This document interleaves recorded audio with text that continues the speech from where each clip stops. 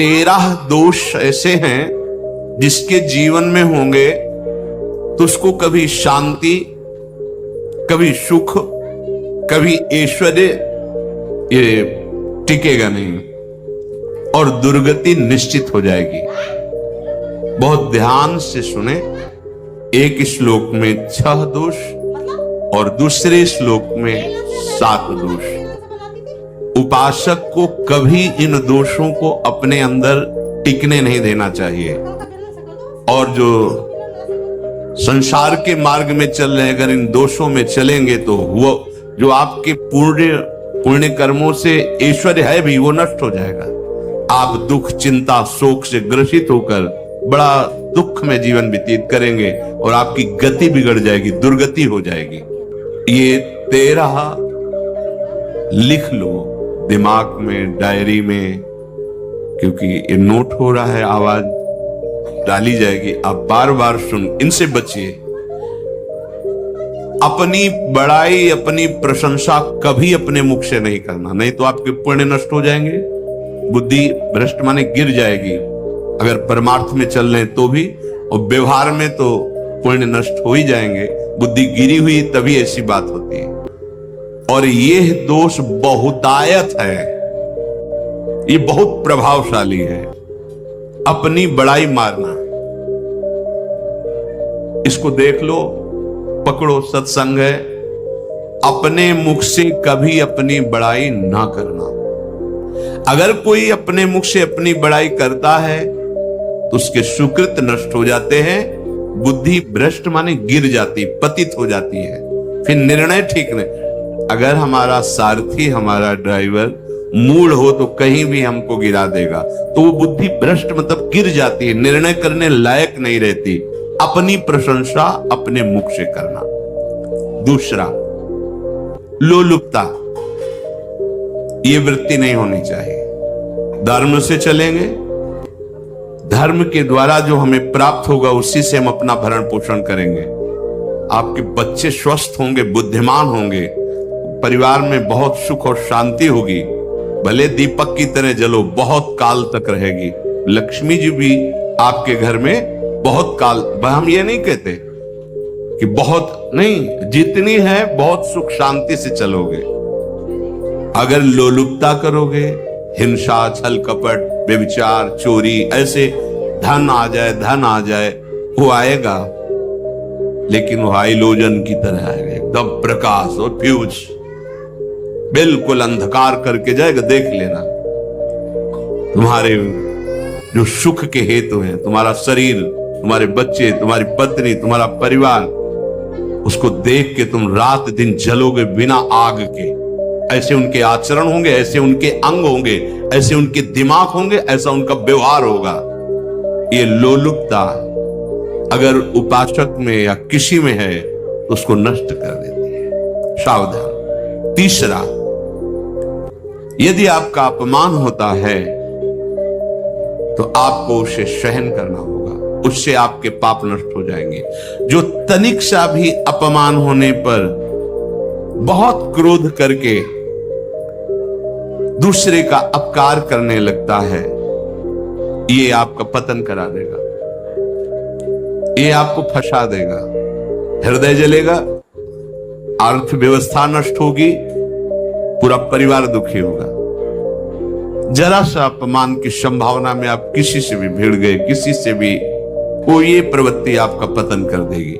अगर आप सह गए तो आपका सहना उसके लिए आग बन जाएगा। उमा क्षमा साप होते भारी, तुम्हें दंड देने की जरूरत नहीं, उसका एक कर्म ही उसे दंड दे देगा। आप शांत हो जाइए, आप सत्संगी हैं, आप शांत रहिए। चौथा, निरंतर क्रोध और उसका चिंतन। बैठे बैठे बस द्वेषियों का चिंतन ही हो रहा है, अंदर क्रोध का चिंतन और द्वेषियों का चिंतन ही हो रहा है। द्वेष भरी बातें, द्वेष भरे क्रियाएं, उन्हीं का चिंतन करके जलते रहना क्रोध से। उपासक को तो क्रोध करना ही नहीं चाहिए, बहुत शांत। ठीक है, अभ्यास में कभी क्रोध हो सकता है, उसको फिर समन करो, अंदर से प्रायश्चित, जैसा कि अब गलती हुई, आगे नहीं करेंगे। और व्यवहार में भी क्रोध को आप पीना सीखें।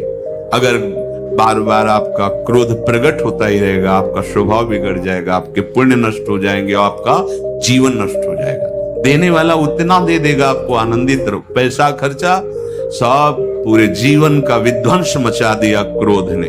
कहीं भी आप देखो, किसी से क्रोध करके देखो, फिर देखो तुम्हारा भजन चल रहा है, तुम्हारी वो आनंद वृत्ति है नहीं, जलोगे और वो जलन और गुस्सा दिलाएगी और वो बैठे बैठे जलो नहीं। ये क्रोध जो है, ये चाहे व्यवहार में हो चाहे परमार्थ में, दोनों की हानि करने वाला है।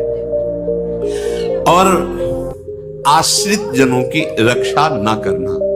अगर कोई भाग कर आपके पास आ गया है, कोई पशु पक्षी या कोई मनुष्य, आपको चाहिए कि अब चाहे हमारे पहले प्राण जाए, उसकी रक्षा करेंगे।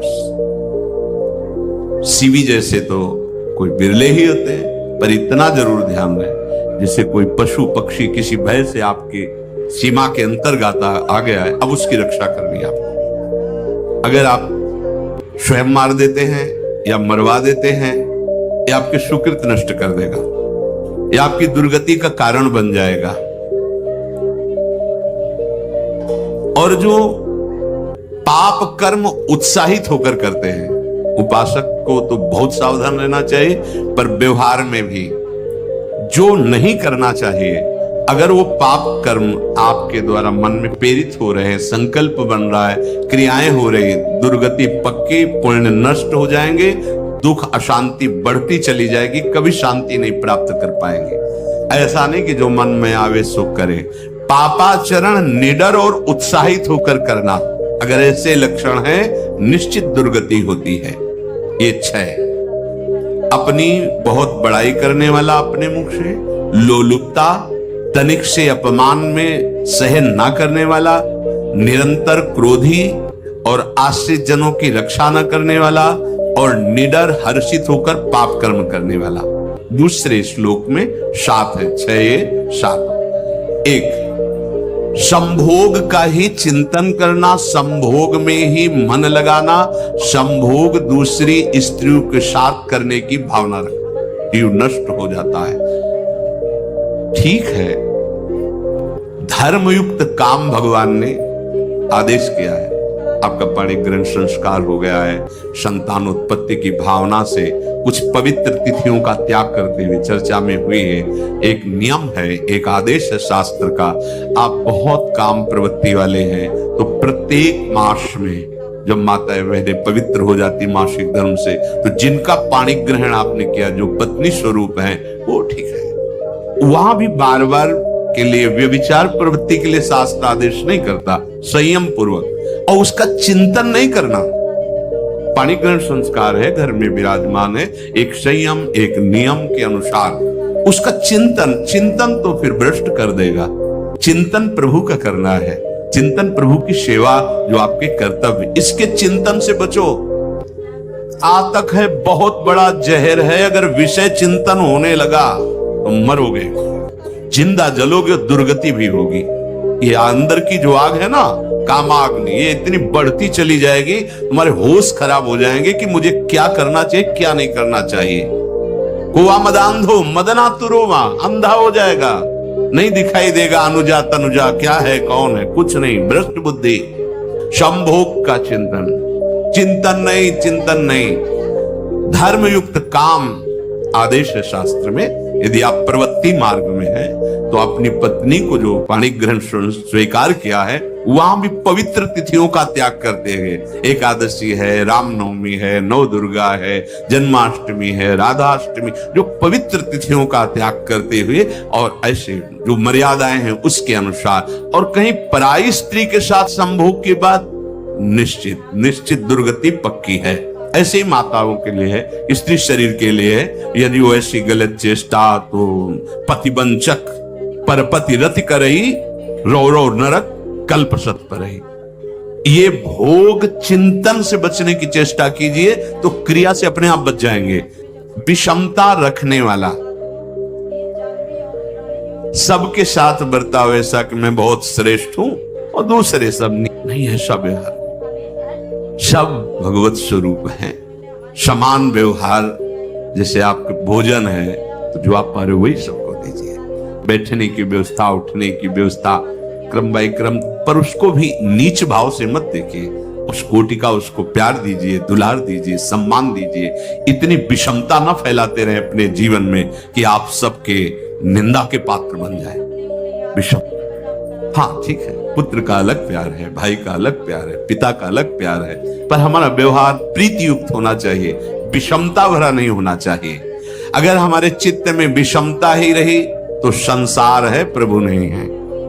जीत विषम संसार कीर्ति जग बिस्तर है। जो विषमता पर विजय प्राप्त कर लेता है वही भगवत प्राप्ति का अधिकार। ये विषमता बहुत बड़ी हानि है। तीसरी बात, अत्यंत मानी होना। जहां आपके प्राण कमजोर होंगे, पुण्य नष्ट होगा, आयुश्री सब नष्ट होना है, ऐसे आचरण करवाएगा गुरुजनों के साथ, महापुरुषों के साथ। ये बहुत नीच प्रवृत्ति है। अत्यंत मान प्रियता, मुझे सम्मान मिले, उत्तम प्रवृत्ति है। सबको मान देना, स्वयं अमानी रहना। चौथा, दान देने की बात कह के मुकर जाना या दान देकर पश्चाताप करना। दे दिया है, बहुत जल रहे हो, दूसरे से वार्ता कर रहे हो कि पता नहीं क्या यार बुद्धि में हो गया, हमने उसको इतना कहा था, उतना दे दिया, क्यों दे दिया, ऐसा ऐसा, मतलब अंदर चिंतन करना, क्यों दे दिया तो दिया। इसके बाद जो आपका ये जलन हो रही, पश्चाताप, सुकृत नष्ट हो रहे हैं। दान देकर पश्चाताप करना या दान देने की बात कह के मुकर जाना। जैसे आपने कह दिया आपको इतना इतना ऐसा, अब आप मुकर गए, ब्याज सहित तुम्हें देना होगा, ये तुम्हारी दुर्गति का कारण बन जाएगा। ऐसे ही नहीं बोलना चाहिए, बहुत होश से। वाणी एक अमोल है, जो कोई बोले जान, ये तराजू तौल के तब मुख बाहर आन। पांचवा, अत्यंत कृपण होना। ना परिवार को सुखी कर पा रहा, ना अपने को सुखी कर पा रहा है। एक एक सिक्का बैंक में जो मर गया। धन की वास्तविक गति यही है कि अपने परिवार को खूब उसकी अनुकूलता प्रदान करो, उसमें से कुछ हिस्सा किसी ऐसे को जिससे तुम्हें बदले में कुछ लेने की भावना ना हो। कोई साधु महात्मा, गाय, पशु, पक्षी, किसी भी जीव बीमार है शरीरधारी, उसके जिससे कुछ कभी लेने की भावना ना हो, एहसान की भावना ना हो। सो धन धन्य प्रथम गति जाकी, धन्य हो गया उसका धन। अब वो कृपण का धन किसी काम में ना स्वसुख, ना परिवार के सुख, ना धर्म कार्यों में, व्यर्थ जीवन चला गया। उसी धन का चिंतन करना, उसी का संग्रह करना और उसी की रक्षा करते करते शरीर छोड़ देना। तलाओ धर्म, अर्थ, काम, मोक्ष। और जो बालक, स्त्री, पागल, असहाय, जो इनकी रक्षा न करके इनकी हानि करता है, दुर्गति निश्चित है। माना आपकी पत्नी है, उसका स्वभाव बिगड़ा हुआ है, क्रोधी है, कटु वचन बोल, लेकिन आपके ही प्रारब्ध के लिए। माना आपका पति ऐसा स्वभाव वाला है, पर आपके ही प्रारब्ध से तो संयोग बना है आकर, अब इसका निर्वाह कर ले जाओ तो पवित्र हो जाओगे दोनों। और अगर झगड़ा और लड़ाई और मारपीट और कहीं हिंसा आदि के रूप में उतर गए तो फिर और करनी बिगड़ गई। बालक है, आप उसको ज्ञान नहीं कि आप पवित्र है, कि आप पवित्र है, उसको ज्ञान नहीं कि आप उसके साथ व्यवहार अच्छा कर रहे हैं कि बुरा कर रहे हैं। रक्षा करनी है आपको, शोषण नहीं करना। कह रहे स्त्री, बालक और पागल, जिसे विक्षिप्त है, पागल है, आपको रक्षा करनी है। बन जाए तो उसको भोजन, ऐसा नहीं कि ईंट मारो, उसको अपमानित करो। उसकी बुद्धि खराब है, प्रारब्धवशात खराब हो गई है, तो शास्त्र आज्ञा करता है स्त्री, बालक, जैसे पागल, विक्षिप्त आदि है, असहाय है, असमर्थ है, बूढ़ा है, वो आप सेवा भी करो तो गाली दे सकते हैं, उनकी बुद्धि बिगड़ गई।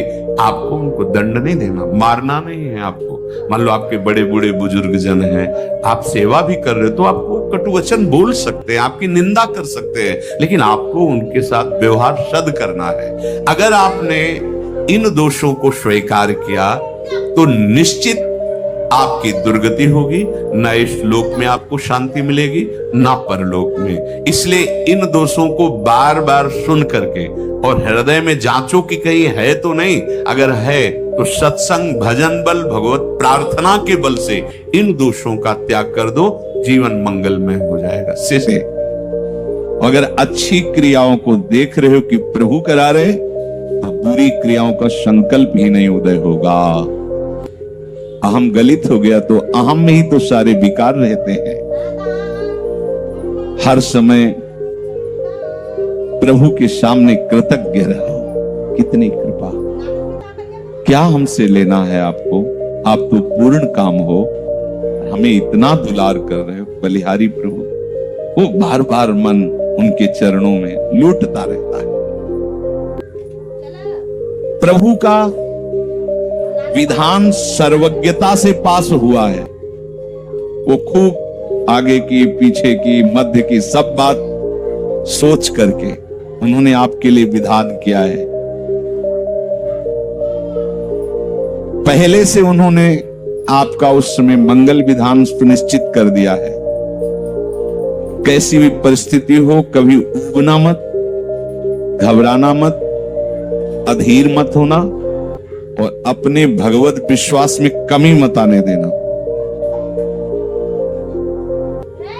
कैसी भी परिस्थिति हो, ये जरूरी है।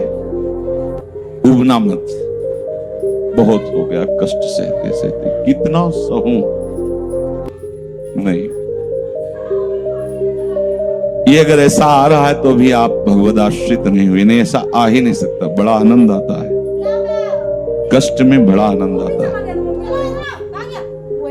पूरा का पूरा मन, इंद्रियां,